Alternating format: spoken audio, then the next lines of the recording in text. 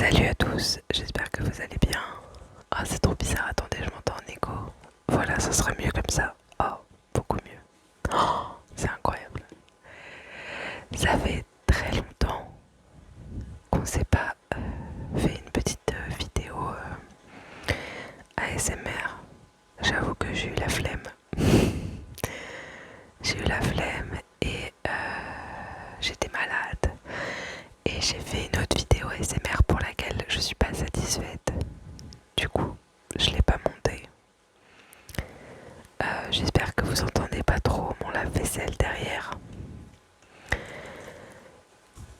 Aujourd'hui, je voulais vous emmener sur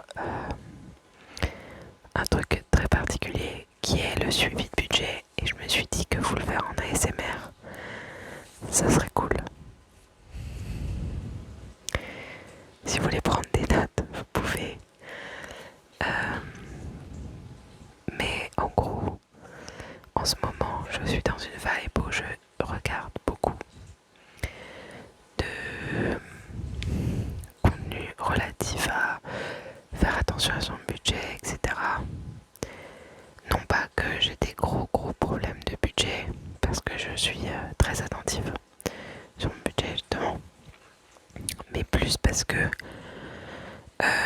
récemment, enfin il y a presque un an, j'ai changé de travail et souvent ce qui se passe quand on change de travail, j'ai failli vous perdre. Souvent ce qui se passe quand on change de travail et qu'on gagne plus, ça fait la même chose que quand on a une grande maison. On finit par dépenser plus. Et quand on a une grande maison et qu'on a peu d'affaires, on se met à remplir cette maison. C'est un biais assez humain. Et d'autant plus quand on a calculé pendant longtemps, aux centimes près, le fait de pouvoir ne pas penser aux centimes près fait ça. Du coup, aujourd'hui, je vais pas forcément, je sais pas si je vous dis combien des sommes réelles ou pas, mais pour vous donner un ordre d'idée, avant, en sachant que chacun gagne des choses et a des objectifs de vie, avant, quand j'ai commencé à travailler, j'étais au SMIC et j'ai l'historique en fait, donc c'est assez drôle. J'étais au SMIC et en fait avec le temps, ouais, j'ai août 2022.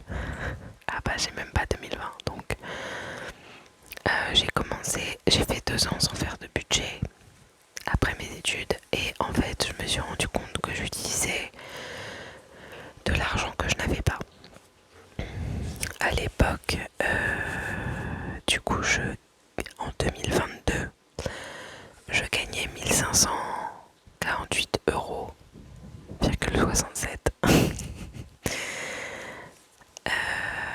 Et en fait, à la fin du mois, si j'essayais de faire des économies, etc., en mettant de l'argent de côté pour m'acheter un nouveau téléphone, pour faire certains plaisirs, en fait, j'en avais pour... j'étais à moins 10 € à la fin du mois. C'est un truc par contre de malade parce que du coup, en août 2022, ça faisait déjà 2 ans que je travaillais. Et à la fin de mon mois, avec toutes mes dépenses, j'étais à 1800 € de dépenses. Et donc vous allez me dire, mais comment? Tu viens de nous dire que tu gagnais 1500 €. Comment tu pouvais être à 1800 € de dépenses? En fait, dans mes revenus, il y avait mon salaire. Et c'est là où je vais essayer de vous aider à organiser votre budget. Parce que moi, je le fais depuis plusieurs années. Et en fait, ça m'a vraiment aidé à comprendre qu'il faut que j'arrête de dépenser plus que ce que je gagne. Parce que sinon, je ne ferai jamais d'économie. Et au-delà de ça, il y a un moment où ça marchera plus. Parce qu'en fait, j'utilisais pas l'argent de Noël que ma mère me donnait ou l'héritage que j'avais reçu pour vivre. Et c'est pas possible, si vous faites ça, vous ne faites que vous appauvrir. À l'époque, alors en sachant que je vais vous donner des budgets, mais en en 2022, c'était peut-être pas votre cas à vous. Mais il faut se dire que chaque budget est unique en fonction, moi par exemple ma santé, de côté j'avais 70 € par mois à mettre dans ma santé parce qu'en fait j'avais un traitement qui n'était pas remboursé.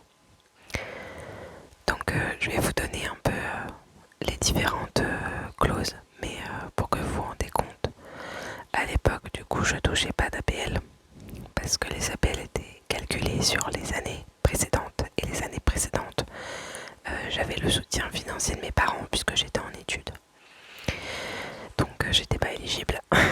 Traduction. Et pardon, et je souffle beaucoup dans le micro. Et je touchais la prime d'activité, donc j'avais demandé la prime d'activité qui était à hauteur de 107 € à l'époque. Et ensuite je faisais des cartes de chat de manière ponctuelle, et donc là j'avais 144 € de cartes de chat parce que je pense que j'avais dû beaucoup travailler parce que j'étais à peu près à... Attendez, je vais calculer. À l'époque, je cherche la calculer sur mon ordinateur, je ne la trouve pas.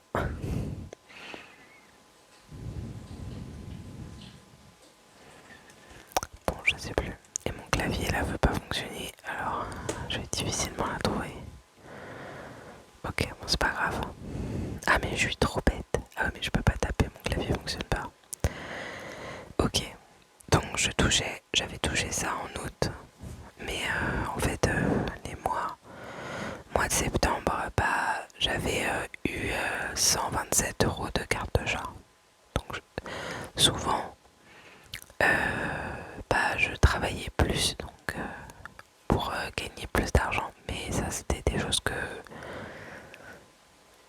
qui sont faites de manière ponctuelle et qui sont du service. Voilà, c'est pas mon salaire.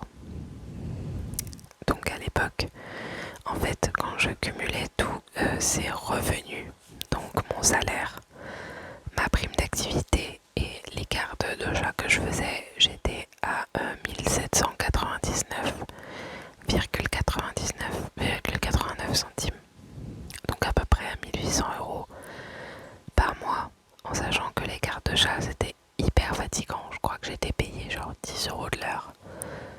Et je finissais mes journées à genre 21h, 20h, 21h. Et j'allais faire 1 heure de carte de chat en plus le soir. Pas forcément à côté.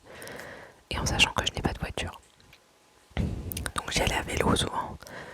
Et pendant 1 heure, en fait, je travaillais en plus. Donc même si c'est des chats, etc., et que c'est mignon, vu que je faisais à l'époque, je travaillais en magasin. Donc j'étais magasinier ou vendeur polyvalente. En fait, je faisais plein de choses. J'étais responsable de rayon, responsable adjointe d'un autre rayon. Et je m'occupais de la communication du magasin. Et en plus, du coup, tu fais le job, vu que c'est un petit magasin. On faisait de la mise en rayon, on faisait du montage de rayon, on servait les clients, on faisait de la caisse, etc. Donc, comment vous dire qu'à la fin de la journée, on était mort. Surtout l'après-midi, souvent tu recharges les rayons. Enfin, nous on rechargeait les rayons l'après-midi. Et du coup, il y a un moment en fin d'après-midi où tu es dans le speed parce qu'il y a des clients et en même temps tu dois charger le maximum pour que les gens du matin aient le moins à charger. Et du coup, c'est hyper crevant. Bref. Donc le soir, j'allais encore faire 1 heure supplémentaire et je rentrais chez moi, il était 21h, 22h. Voire 23h, et en fait je mangeais, je profitais un peu et j'allais me coucher pour le lendemain quoi. J'avais des horaires en décalé, souvent je faisais midi 20h. Donc le temps d'arriver chez la personne dont je dois garder le chat, c'était plus 20h30. Voilà. Du coup, si vous voulez faire un budget, moi j'ai mon Excel devant mes yeux, mais vous pouvez le faire comme ça. Il faut d'abord marquer tout ce que vous gagnez au global, que ce soit du fixe ou du variable, si vous voulez le faire par mois. Si vous voulez pas le faire par mois et que vous gagnez pas la même chose tous les mois, par exemple si vous avez des primes et tout, moyenne sur 12 mois.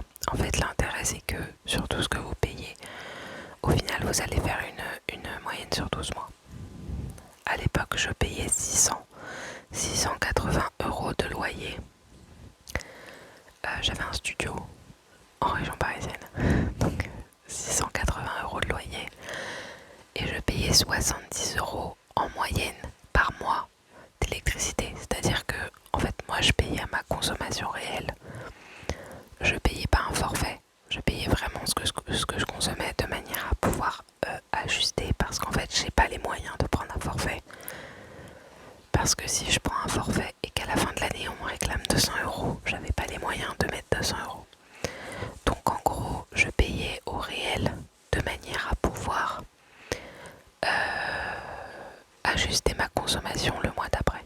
Par exemple, en hiver, si je payais trop cher un mois, parce que j'ai mis le chauffage trop fort, parce que j'ai froid, surtout que je vivais dans un appartement qui était très mal isolé et grand, en hauteur, avec les radiateurs pas puissants, etc. En fait, si je voyais que je payais trop cher un mois, bah, j'allais moins allumer le chauffage le mois d'après. Les lumières se sont... Attendez. Désolée. En gros, j'ai les lumières derrière moi qui sont sur minuteur et du coup elles se sont éteintes. Voilà.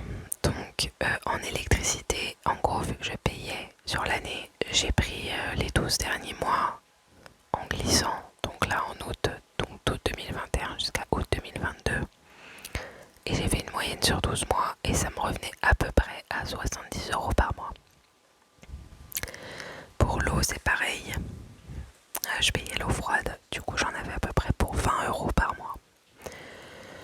Le téléphone plus internet, à l'époque j'en avais à peu près pour 43 euros. 98. Attendez, parce qu'il y a moyen que ce soit du hors forfait ça. Ah bah non. J'avais la fibre, ça coûte très cher. Et du coup je payais 43 euros. 98. Mais pourquoi je payais aussi cher? Aujourd'hui je payais pas ça. Bon, je payais ça. L'assurance habitation, elle me coûtait 20,97 € et les frais bancaires de ma banque, c'était à peu près 9 euros par mois. Ça, c'est ce qu'on appelle les charges fixes. C'est plus ou moins les charges que vous n'allez pas pouvoir évaluer. Sur ces charges fixes, il y a une première question qu'il faut se poser, c'est qu'est-ce que je peux changer, faire baisser, évoluer.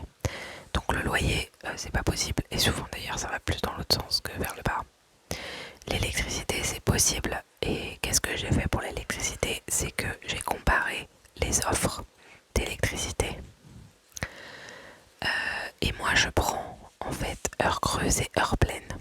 Et pendant du coup plusieurs mois, je faisais que mes machines à laver par exemple sur mes heures creuses. Donc moi j'avais le midi et j'avais la nuit. Là j'ai déménagé et ici il n'y a que la nuit à partir de 21h, de 21h pardon, 21h40. Donc je prends heure creuse et heure pleine, ce qui me permet de payer moins cher mon électricité à certains moments de la journée. Et c'est beaucoup plus intéressant d'un point de vue tarif. Le seul truc qu'il faut bien regarder, que moi j'avais pas regardé à l'époque, c'est le prix de l'abonnement et le prix du kilowattheure. Donc le prix du kilowattheure, je le comparais, donc le prix du kilowattheure hors heure pleine et le prix du kilowattheure heure creuse. Et également le prix de l'abonnement. Parce que parfois, sur le prix du kilowattheure, vous êtes hyper rentable par rapport à votre ancien forfait, mais l'abonnement coûte beaucoup plus cher. Donc honnêtement, régulièrement je changeais. Je suis jamais restée 2 ans d'affilée chez le même fournisseur d'énergie, parce qu'en fait les fournisseurs d'énergie ils se font des offres concurrentielles tout le temps pour récupérer des nouveaux clients. Donc à peu près tous les 2 ans je changeais le fournisseur. Et en France il y a une obligation légale de la part de l'ancien fournisseur de faire les démarches auprès du nouveau et vice versa. Donc si vous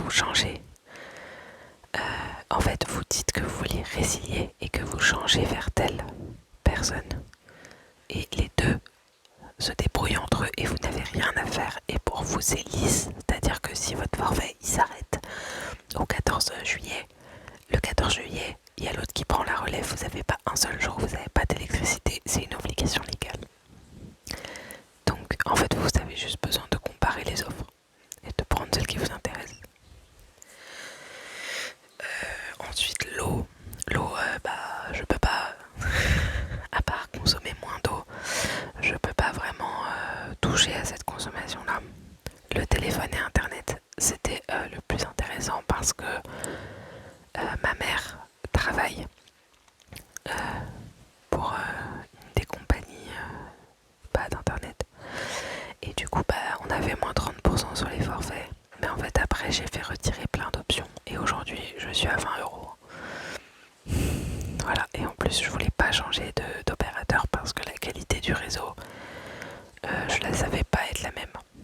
En plus, à cette époque-là, mais oui, à cette époque-là, attendez. À cette époque-là, je payais une box internet. Sauf que quand ils ont branché mon voisin, ils ont coupé mon câble internet. Parce qu'en fait, il y avait un seul branchement pour la maison. Et du coup, je n'ai plus eu internet pendant 2 ans. Pendant 2 ans, j'étais avec un routeur qui buguait as fuck pour choper la wifi du voisin. Parce que j'étais allée une fois du coup chez le voisin en lui disant mais je comprends pas, j'ai été coupée et tout. Et en fait mon voisin m'a montré sa box et sur la box orange, vous avez un bouton d'information qui vous affiche le mot de passe. Et donc à l'époque, j'ai cliqué dessus et j'ai pris en photo le mot de passe. Et en plus je crois de mémoire que mes voisins m'avaient demandé d'aller nourrir leur chat dans leur cave et que la box passait dans la cave.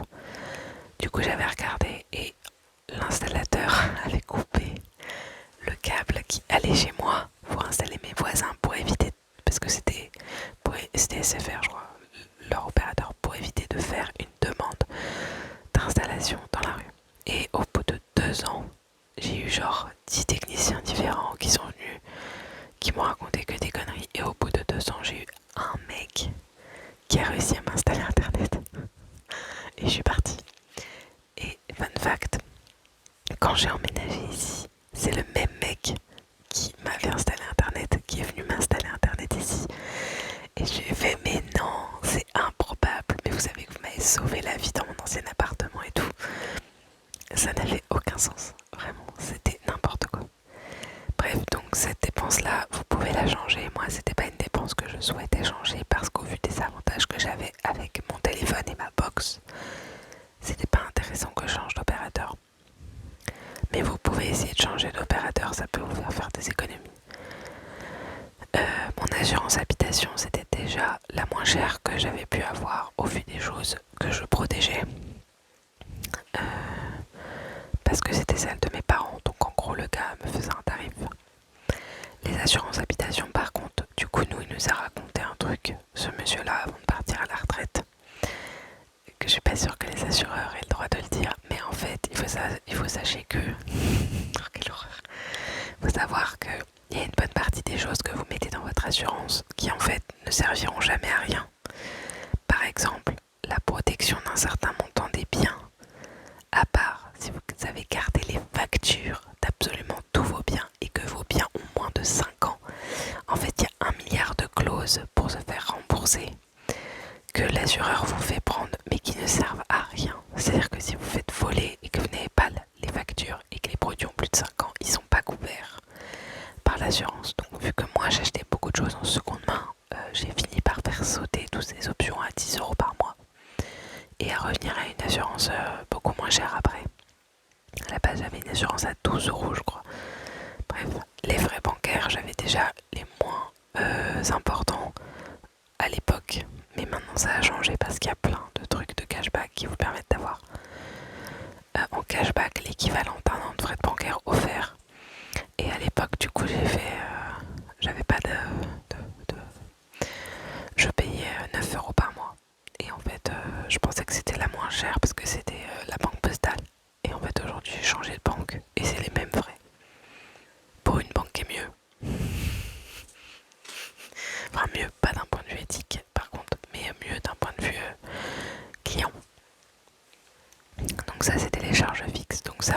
essayer de comparer, pour essayer d'économiser, c'est le plus intelligent. Si vous avez des assurances voiture, si vous avez toutes ces choses-là, il faut les mettre. Moi, j'avais rien du tout, j'avais même pas d'abonnement transport, puisqu'en fait, je travaillais dans ma ville, donc j'étais à vélo. Ensuite, dans les autres charges, il y a l'alimentation. Voilà.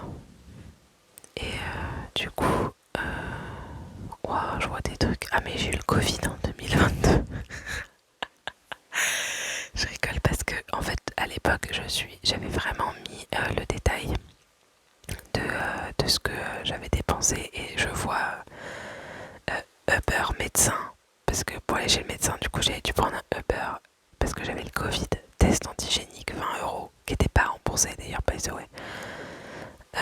Plombier, parce que j'avais eu des problèmes de plomberie. J'étais locataire, mais c'était à ma charge. Le gynéco, qui n'était pas remboursé. Ouais, que des choses comme ça. Donc après, on passe aux autres charges. Il y avait l'alimentation, donc moi j'étais à 350 € de courses en 2022 pour un mois. Et j'étais toute seule. Alors je sais qu'il y en a qui vont dire que c'est cher. Je mange sans gluten, donc voilà. Et c'est pas tout le temps remboursé, etc. On peut en faire tout un débat. 350 € c'était le budget auquel j'avais réussi à être. Et à la fin de ce mois-ci, au final, j'avais dépensé de 11 € mon budget course. Les transports, donc j'avais mis 30 € parce que du coup, le seul truc c'est si je sortais sur Paris, c'était prendre un Uber pour rentrer potentiellement. Donc les transports n'étaient pas tout le temps utilisés parce que je sortais pas quasiment sur Paris parce que c'était trop cher, donc quasiment tout je le faisais chez moi. Mais les transports c'était vraiment ça, au cas où il faut que je prenne un Uber ou un truc, c'est prévu parce que en fait j'ai pas de voiture et que si je vais sur Paris et qu'il n'y a pas de Noctilien, je peux prendre un Uber s'il y a besoin. Ça me coûte moins cher que le Navigo, mais je pouvais aussi prendre des tickets de métro ou des tickets de RER, et vu que c'était avant les JO, le RER coûtait 4 €. Quel enfer. Et pas 2,50 €. Ensuite, il y a ma santé. Donc là, j'avais 70 €. Pareil, c'est des choses que je peux pas diminuer puisque c'était le prix des compléments. Mon chat, à l'époque, je mettais 30 € de côté par mois puisque j'avais un chat. Vous allez me dire, mais c'est hyper incontournable d'avoir un chat quand t'as pas le budget. Ce n'est pas le débat. J'avais le budget quand je l'ai eu. Et mon chat n'a jamais manqué de rien, hein, sachez-le. Donc je mettais 30 € de côté par mois pour payer le vétérinaire, les croquettes. Et en fait la litière, j'avais pas à la payer parce qu'il allait faire dehors. Pardon. Ensuite il y avait abonnement loisirs. Donc ça je pense, j'avais pas mis le détail à l'époque, mais que ça comprenait Netflix et Spotify peut-être. Ou Amazon et Spotify. J'ai pas mis le détail, mais en gros, je pense que c'est dans ce délire-là. Si je vais dessus, non, il n'y a pas le détail. Et en autre, il y avait autre loisir plus mensualité vélo, parce qu'en fait, parfois fallait que je change une chambre à air, ma roue de vélo à cette époque-là, puisque je me déplaçais beaucoup à vélo. Et autre loisir, c'était les sorties. Je sais plus ce que c'était. Peut-être McDo. Je sais plus. Ah mais j'ai le prix du RER, tiens. Attendez. 7,30 €. 7,30 € l'aller-retour Paris. Sartrouville, à l'époque j'habitais à Sartrouville. Ça coûtait 7,30 €. Eh ben putain, purée, pardon. Les 2,50 € d'aujourd'hui, merci mon Dieu. Il y avait du Jiffy. Ouais, de Jiffy. Après, si je faisais des achats sur Amazon, des petites choses comme ça, bah, je pense que c'était ça. J'essaie de regarder, mais je suis trop bête. Je me casse la tête alors que voilà. voir comme ça. Je sais pas ce que ça comprenait trop les autres loisirs. Mais en gros là, à mon avis, j'avais dû changer un truc sur mon vélo qui coûtait 50 € parce que d'habitude le vélo et les autres loisirs c'était max 100 €. Donc si je voulais sortir, si je voulais aller au cinéma, acheter un livre, voilà, c'était mon budget c'était 150 € par mois. Donc voilà, dans mes charges, j'ai pas, encore une fois, j'avais pas de voiture, j'ai pas d'enfant. Je me contraignais énormément puisque 150 € c'est en gros tout loisir, 100 € c'était tous les loisirs confondus, tout achat, etc. Donc sortie Paris, sortie, etc., etc., etc. À côté en économie, j'avais mis donc dans les autres charges, ce qui pouvait être travailler entre guillemets, il y avait potentiellement l'alimentation. Donc j'ai réussi à un moment à descendre à 300 € par mois, mais c'est trop compliqué. Et encore en 2026, c'est encore plus compliqué. Je n'y arrive pas. Donc là, je l'ai réaugmenté parce que en fait, je me rends compte que j'arrive pas à baisser. Et donc en fait, tous les mois, je me fais un virement, donc ça n'a pas de sens.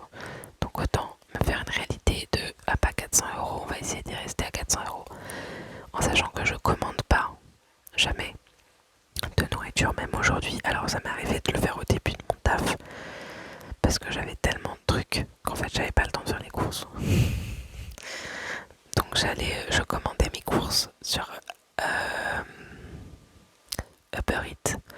Et après, quand j'ai eu du télétravail et tout, bah là je peux faire des drives ou des livraisons avec d'autres plateformes, mais à l'époque c'était pas possible. Et parfois c'était urgent, genre j'avais pas le temps d'y aller le week-end, où il y avait plus de produits le week-end, enfin laissez tomber. Dans les autres, du coup dépenses, dans les économies, je mettais de côté ce que j'appelais le fonds d'urgence. Donc ça, moi je le conseille à tout le monde. Donc c'est 70 € que je mets de côté tous les mois depuis 2022. Donc ça fait 4 ans. Tous les mois je mets 70 € de côté. 70 € ce n'est pas une économie. Ce n'est pas pour faire des économies. Et ces 70 € tous les mois, j'ai fini par les utiliser. Je vais vous dire pourquoi. Mon chat qui fait une urgence vétérinaire par exemple, bah j'ai dû payer 400 € d'un coup. Donc j'étais bien contente dans mes 30 € que je mets par mois de côté d'avoir ce fonds d'urgence pour pouvoir payer l'urgence vétérinaire quand j'ai dû l'emmener en pleine nuit. Le fonds d'urgence, vraiment, c'est le banger.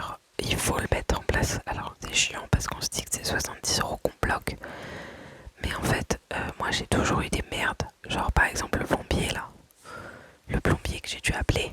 Bah le fonds d'urgence il peut servir à ça. Le plombier m'a coûté 50 €. Bah avec le fonds d'urgence je peux le payer. Et il me reste 20 €. Je sais pas, mon chat il à un moment il avait fugué, il s'était blessé. Bah fallait que je paye le vétérinaire. Du coup ce fonds d'urgence il m'a toujours servi tous les mois pour payer des choses. Soit pour me faire des cadeaux à la fin du mois. Mais en réalité, il y a des mois où je l'ai gardé plusieurs mois d'affilée et j'ai bien fait puisque mon chat a fait une urgence vétérinaire et que j'ai dû aller aux urgences vétérinaires en pleine nuit.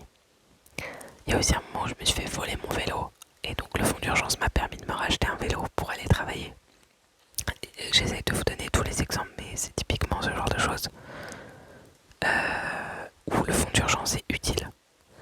C'est chiant parce que c'est de l'argent que vous mettez de côté et qu'il ne faut pas utiliser pour les voyages, il ne faut pas l'utiliser pour autre chose, mais en cas de problème, ça fait 140 € sur 2 mois, donc c'est quand même énorme. Ensuite, j'ai essayé du coup de remettre de l'argent de côté, puisqu'à l'époque, je prenais, en fait depuis plusieurs mois, je prenais entre 200 et 500 € d'argent de mon compte épargne. Et donc, j'ai essayé de remettre de l'argent sur mon compte épargne. Donc, je mettais 100 € de côté sur mon livret A, donc qui correspond en gros au compte épargne et à l'argent que je ne suis pas censée toucher. Et surtout à l'argent qui permet de rembourser ce que j'ai utilisé depuis plusieurs mois. Donc pendant des mois, en fait, j'ai pas recommencé à zéro. J'ai essayé de remettre l'argent que j'avais pris. Ensuite j'avais mis voyage 2023 et donc là tous les mois je mettais 100 € de côté pour partir en 2023. Je voulais partir en Corée en 2023. J'étais pas allée depuis 2019 et du coup en 2023 j'ai voulu partir en Corée et en arrivant, enfin retourner en Corée après 4 ans quoi.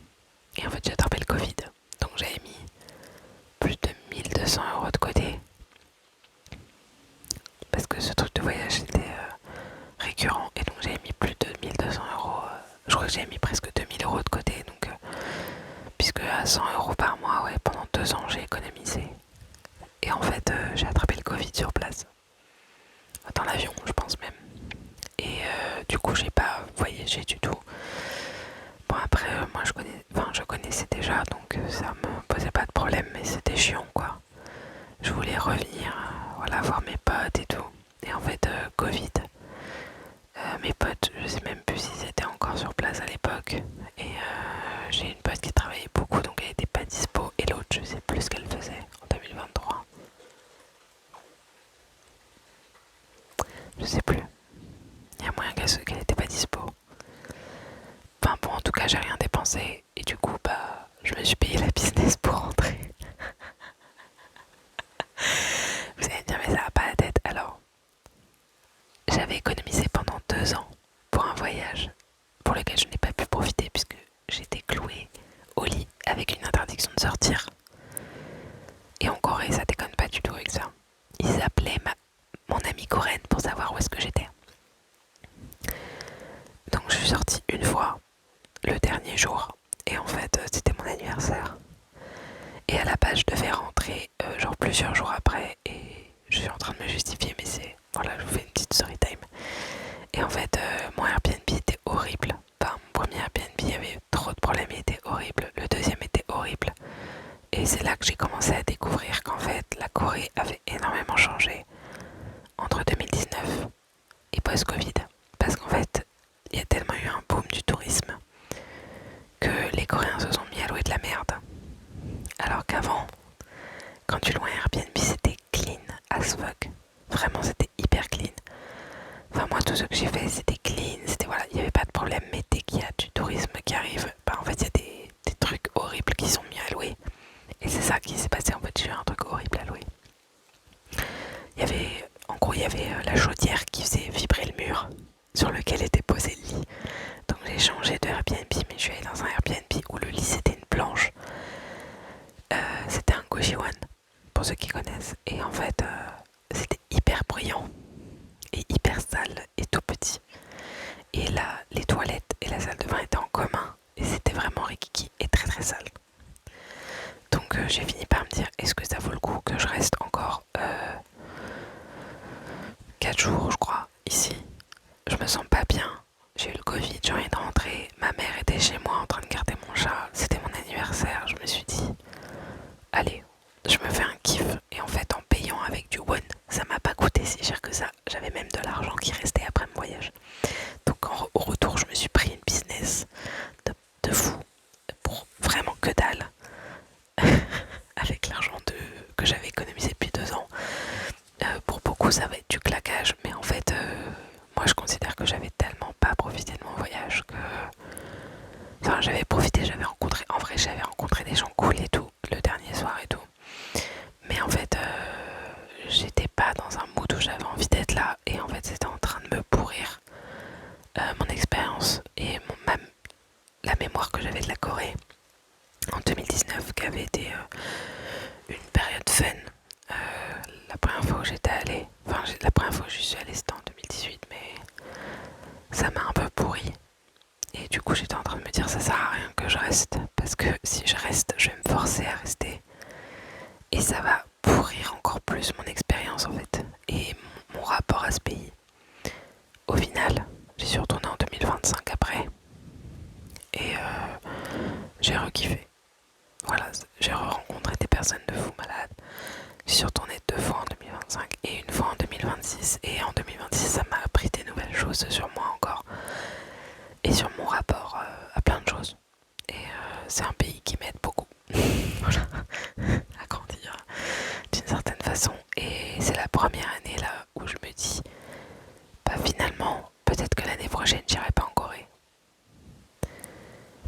avant j'y allais tout le temps parce qu'il y avait mes potes qui étaient là-bas, enfin j'avais une partie de mes potes qui étaient là-bas. J'ai une amie très proche qui est coréenne et du coup qui vit là-bas. Enfin, et qui, qui l'année dernière, avant 2026, du coup était en Australie. Voilà. Mais j'aime beaucoup de choses dans ce pays, mais j'en déteste aussi beaucoup parce que, à force de s'intéresser à un pays culturellement parlant, au-delà de la K-pop et des K-dramas, je juge pas, hein, je regarde des K-dramas, j'écoute la K-pop, mais en fait, il y a tellement un monde derrière. Et moi, c'est un pays que j'aime bien pour voyager, mais pas pour vivre. Il y a trop de pression, trop de choses. Et là même pour voyager, en fait, en 2026, j'ai pas trop kiffé. Parce que, bon, même si c'était cool, on a fêté nos anniversaires et tout avec ma pote là-bas, c'était aussi son anniversaire. En fait, on est resté à Séoul. Moi, j'ai fait plein d'autres endroits, et en fait, les autres endroits, ça me fait penser à l'ancien Séoul et ça me manque. Parce qu'en fait, Séoul et les zones touristiques, il y a beaucoup de Coréens qui sont exécrables. Mais c'est pas une critique quand je dis ça, mais en fait, il y a une époque où quand on était très peu de Caucasiens, quand on venait en touriste, c'était oh là là, machin, et de la curiosité avec beaucoup de gentillesse. Et maintenant qu'il y a beaucoup de touristes, vraiment, dont on fait partie, hein, mais en fait, moi j'aime pas du tout cette vibe Disneyland. En fait, voilà, où il y a que des touristes. Je préfère, genre, être toute seule dans un endroit où il n'y a pas de touristes. Alors, peut-être que ça fait très colon comme façon de réfléchir, mais en fait, ça fait que les gens sont souvent plus gentils et plus accueillants envers toi, je trouve. Et vu que moi j'aime bien m'adapter aux cultures locales, en fait, c'est plus facile de découvrir une culture et de découvrir l'histoire d'un pays quand les gens sont en mode ah bah t'es le seul étranger qui ici vient, je t'inclus dans ma culture, tu vois. Je sais pas comment expliquer ça, mais ça kiffe cette vibe un peu. Et le problème c'est que là aujourd'hui à Séoul c'est plus possible en fait. Même à côté de Séoul c'est plus possible. Il y a des zones où à une époque, genre Suwon avant il y avait zéro étranger là-bas. Et maintenant il y a plein de gens qui y vont. Enfin il y avait très peu d'étrangers. Moi, ma copine, une de mes copines faisait ses études là-bas. Il y avait très peu d'étrangers, à part à l'université quoi. Et maintenant il y a vraiment beaucoup plus, donc les gens sont moins accueillants et plus jugeants, sauf quand tu vas dans certaines boutiques où les étrangers rentrent pas. Et quand tu achètes certaines choses que les étrangers rentrent pas, ou quand tu vas dans des quartiers ou des marchés où les étrangers ne vont pas. Même à Séoul d'ailleurs pour le coup, parce qu'on est allé acheter, moi mon dessert préféré de la vie entière, c'est les... oh j'ai oublié le nom. Japsaltok. J'ai failli oublier le nom. En gros c'est comme... attention, je mets des grosses guillemets. C'est comme un mochi en meilleur. Quand il y a des Coréens qui regardent cette vidéo. C'est comme un genre... En fait c'est une pâte de riz. Donc comme les tteokbokki que vous mangez. En fait le tok c'est la pâte de riz. Dans lequel vous pouvez avoir une garniture à base de hanko, donc le haricot rouge, ou de sésame ou de tofu. Et en fait il y en a des natures qui sont roulées dans la farine de soja. Et c'est tellement bon ce truc. Et en fait ça se trouve dans ce qu'on appelle les... je crois que c'est tteokchip. Donc la maison du tteokchip. Mais sauf que c'est très particulier. Enfin, vous pouvez pas parler anglais parce qu'il y a quasi... Enfin, les gens, même en plein Séoul. Je suis allée dans un tteokchip qui était très caché. Et en fait, fallait appeler la dame avant pour dire que tu venais. Donc fallait parler coréen. Parce que moi j'y étais allée en pensant que c'était ouvert parce que c'était marqué ouvert. Et en fait mon amie coréenne a appelé pour moi. Et elle a dit à la dame qu'on arrivait. Donc la dame a ouvert la boutique pour nous vendre les tocs. C'est un truc de... Ça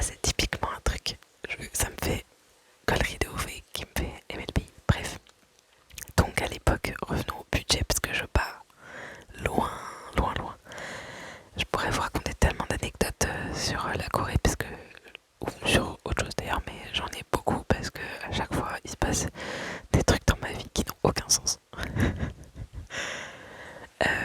Et des rencontres de ma poule. Bref, donc j'avais mis voyage, 100 € de côté, téléphone parce qu'à la base je voulais changer de téléphone, 50 € de côté par mois, et donc sur plusieurs mois pour pouvoir au bout d'un an, plus ou moins, pouvoir m'acheter un téléphone, en sachant que je mets pas 1000 € dans un téléphone. J'achetais mes téléphones genre entre 400 et 600 € grand max, et du coup bah je prévoyais en avance.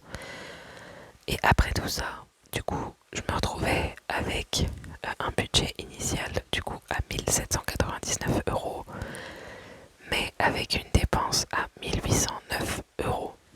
Et donc après c'est essayer d'aller chercher où est-ce que je peux retirer ces 10 €, pas dans les économies du coup, mais dans les autres choses, donc peut-être dans l'alimentation ou dans les loisirs,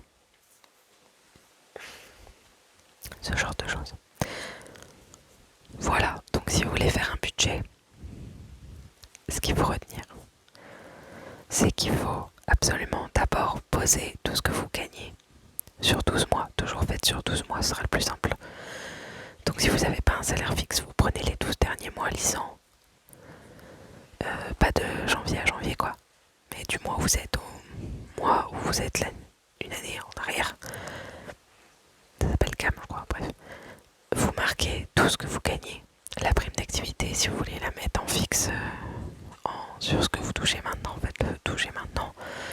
Mais le mieux c'est de faire sur 12 mois. Donc salaire et tout autre revenu, location, prime d'activité, APL, des gardes d'enfants, de chats, de ménage que vous faites. En plus, il faut les mettre là. Les charges fixes, donc loyer, électricité, eau, téléphone, internet, assurance habitation, assurance voiture, tout ce qui est assurance, les frais bancaires. En sachant que moi je prenais pas de crédit à la consommation, mais si vous prenez des crédits à la consommation, il faut les mettre dans les charges fixes. Crédit à la consommation, c'est les trucs que vous payez sur 10 mois. Ensuite, les autres charges, donc alimentation, transport, gasoil, transport en commun, santé, les animaux, les abonnements type VPN, Amazon Prime, Spotify, le Navigo, je l'ai déjà dit. Alors moi cette année j'ai rajouté du coup les cours de coréen, le sport, l'acupuncture, le shopping, l'électrolyse ou le laser si vous faites des épilations, voilà ce genre de choses. Ensuite dans les économies, du coup, là vous allez pouvoir mettre le fonds d'urgence, donc les 70 € qu'il faut absolument que vous mettiez sur un compte et vous n'y touchez pas. Comme ça au moins vous savez que si vous avez besoin d'un fonds d'urgence, vous avez cet argent qui est là. Le livret A, ou tout autre livret d'ailleurs, tout autre livret où vous mettez vos économies auxquelles vous n'allez pas toucher. Un projet type voyage, un projet long terme type voyage, etc. Et un projet un peu plus court terme type téléphone, etc. Si vous savez que vous n'avez pas de projet court terme, faites une cagnotte que vous appelez projet court terme ou investissement court terme. Pourquoi? Parce que si demain votre frigo il lâche et qu'il faut acheter un frigo, votre machine à laver, tous, vous avez compris ce que je veux dire, de trucs indispensables, vous allez pouvoir taper là-dedans comme vous allez pouvoir taper dans le fonds d'urgence. Mais l'idée c'est de toucher au fonds d'urgence le moins possible, donc voilà. Et ensuite si vous avez des livrets, des projets d'investissement, alors moi j'ai rajouté Noël aussi. Donc ce que je fais c'est que à peu près à août, en fait je me mets à mettre 10 € de côté pour Noël et ça me permet de faire les cadeaux de Noël. Donc entre août et la fin de l'année, en fait je récupère 60 € et moi je vais entre 50 et 50 € parce qu'en fait je vais à la fin d'août. Et en gros j'essaie de trouver des cadeaux pour tout le monde pour 50 €. Et je dépense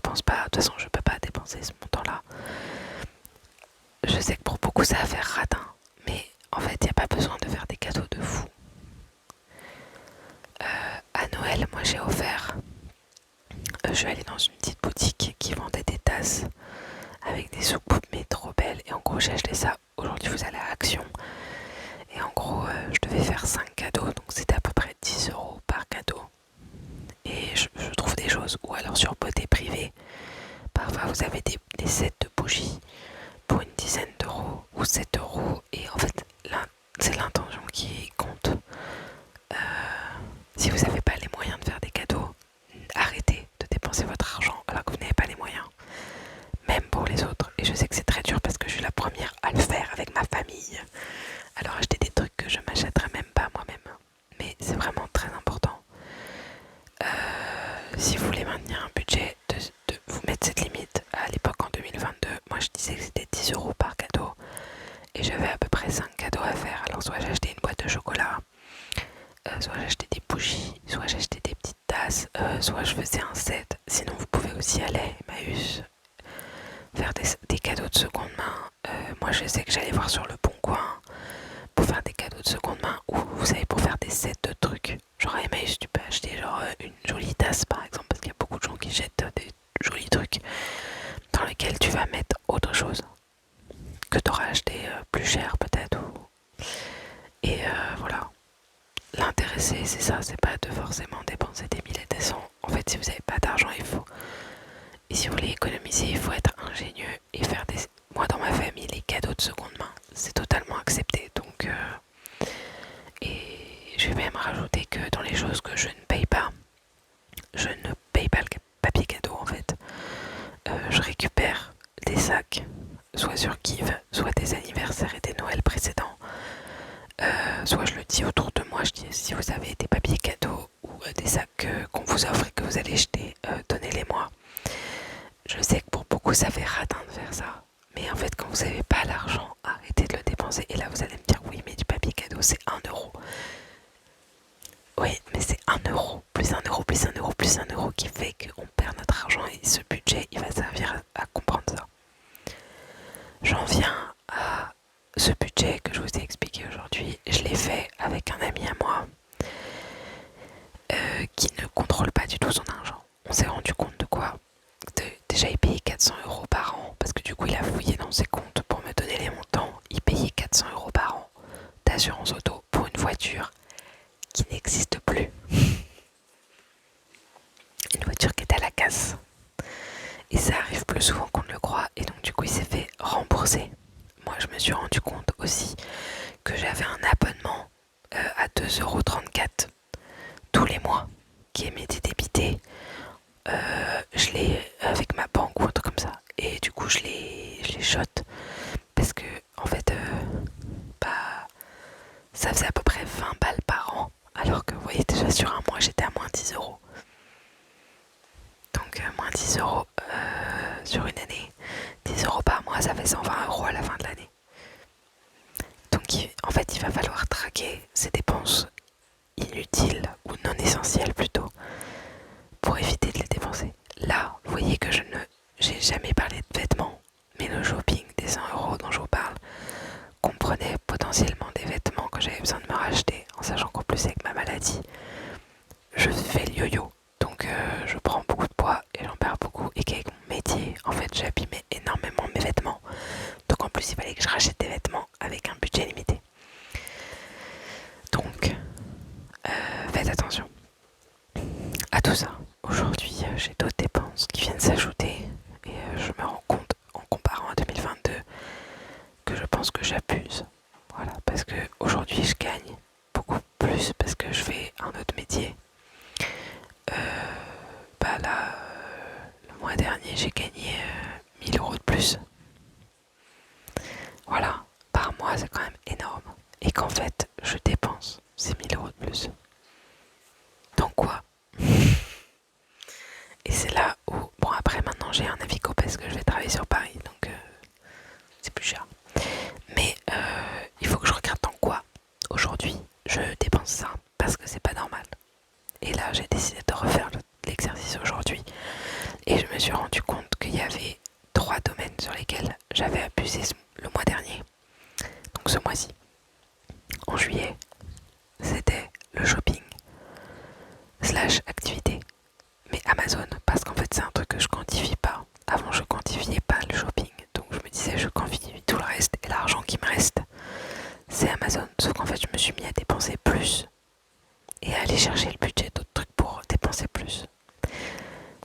mois-ci, je me suis quantifiée l'électrolyse. Parce que du coup, vu que je gagne plus, je prends plus de temps et c'est plus cher. Donc ça aussi, je vais réduire le temps pour que ça me coûte moins cher. Et les sorties sur Paris, parce que je ne sortais pas du tout. Et le mois dernier, j'ai découvert un bar karaoké. Et du coup, je sors. Là, je suis sortie genre 3 fois dans une semaine, une fois. Et là, par exemple, je vais y aller demain. Mais il faut que je dépense pas plus de 100 € par mois en sortie.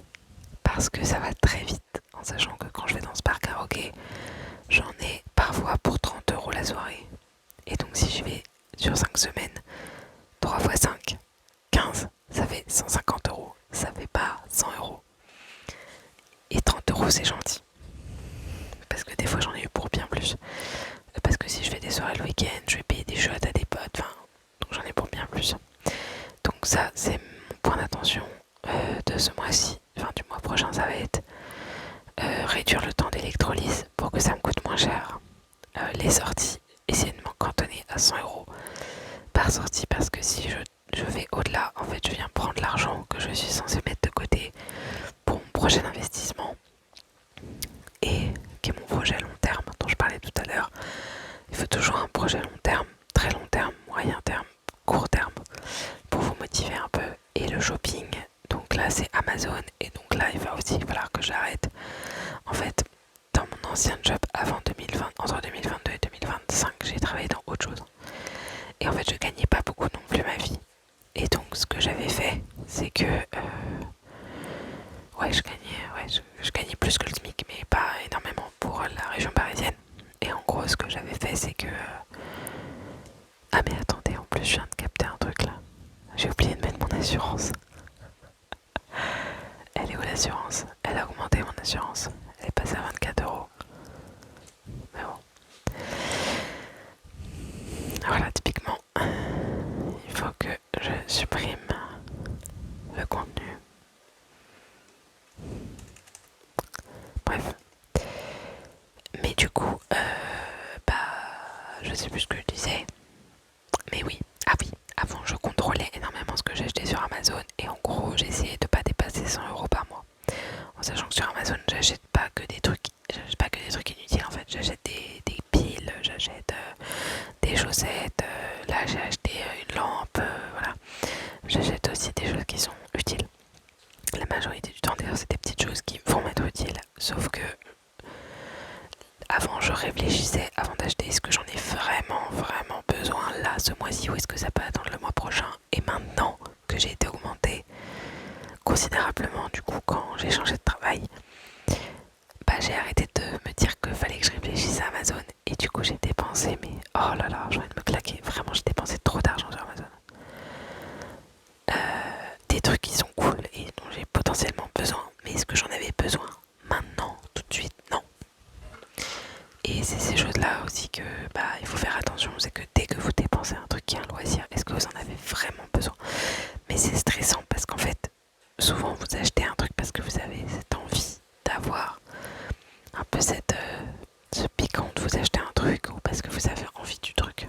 Donc y réfléchir c'est compliqué. Mais j'ai suivi un des conseils que j'ai vu sur une vidéo qui consiste à supprimer les applications sur lesquelles vous pouvez acheter en immédiat ou qui vous donnent envie d'acheter. Donc j'ai supprimé AliExpress. J'ai gardé Zalando parce que Zalando j'ai un bon d'achat dessus donc il faut que je pense à l'utiliser. J'ai supprimé Showroom Privé parce que Showroom Privé c'est jamais vraiment des promos et en fait je scrollais sur toutes les offres tous les jours et tu trouves toujours un truc que t'aimes bien en fait donc il faut arrêter. Voilà, en sachant que j'ai acheté des vêtements pendant les soldes donc c'est bon, j'ai pas besoin de vêtements, j'ai acheté ce genre de choses, des petits t-shirts pour l'été et tout. Voilà, mais ouais il y a ce truc un peu de... En plus quand t'as beaucoup de travail, surtout tu vas décompresser vers les sorties, le shopping et tout. Et en fait il faut essayer de pas faire ça. Et de contrôler ses dépenses, ses sorties, etc. Donc là je vais essayer de le faire. On verra si ça fonctionne. Sur ce, ça fait déjà presque 1 heure que je vous parle.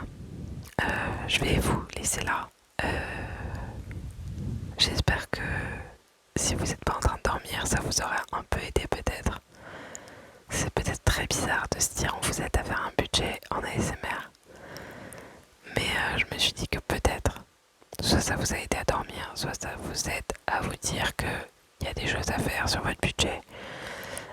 La première chose, c'est qu'il faut arrêter de dépenser ce que vous ne gagnez pas. C'est la première règle de la finance personnelle, c'est comme ça. Et ensuite, il va falloir réussir à se séparer de toutes les injonctions de la société. En mode, les gens de mon âge, ils ont ça, du coup je devrais avoir ça. Par exemple, moi, les gens de mon âge qui ont le permis, ils ont une voiture. Moi, j'ai pas de voiture. J'ai le permis, mais j'ai pas de voiture. J'ai une place de stationnement et tout, je pourrais, mais j'ai pas de voiture. C'est arriver à se séparer de tous ces préjudices un peu sociaux qu'on a en tête, qui nous disent qu'on doit avoir ça, on doit avoir ça, on doit avoir ça. Et voilà. Et j'espère que ça vous a aidé. Sur ce, je vous fais plein de bisous. Cette vidéo était un peu brouillon et je pense que j'ai beaucoup soupiré. J'espère que ça a été... Je sais même pas comment j'ai fait ce bruit. Que ça a été, que j'ai pas parlé trop vite, que pour vous ça a été clair. Même si j'ai parlé beaucoup, j'ai fait des story time dedans. Si vous avez aimé et que vous êtes encore à ce stade de la vidéo, n'hésitez pas à liker. Parce qu'en fait ça m'aide à savoir si vous avez aimé ou pas. Le nombre de vues m'aide à voir aussi ce que si les gens ont vu, mais le nombre de likes m'aide quand même à laisser un petit commentaire. Et je vous fais plein de bisous et dites-moi si ça vous intéresse que je vous fasse soit des vidéos ASMR Storytime, soit des vidéos ASMR budget encore. Moi c'est des choses que je kiffe, que je fais depuis des années et qui m'ont permis aujourd'hui d'acheter mon appartement et de faire encore plein de choses, de voyager en business, de faire des travaux, etc. Mais bon, ça n'empêche que ce mois-ci, je me suis remis le budget de me dire il faut que j'arrête et que je mette de côté et que j'arrête de claquer tout ce que je gagne. Sur ce, je vous fais plein de bisous et je vous dis à une prochaine. À bientôt.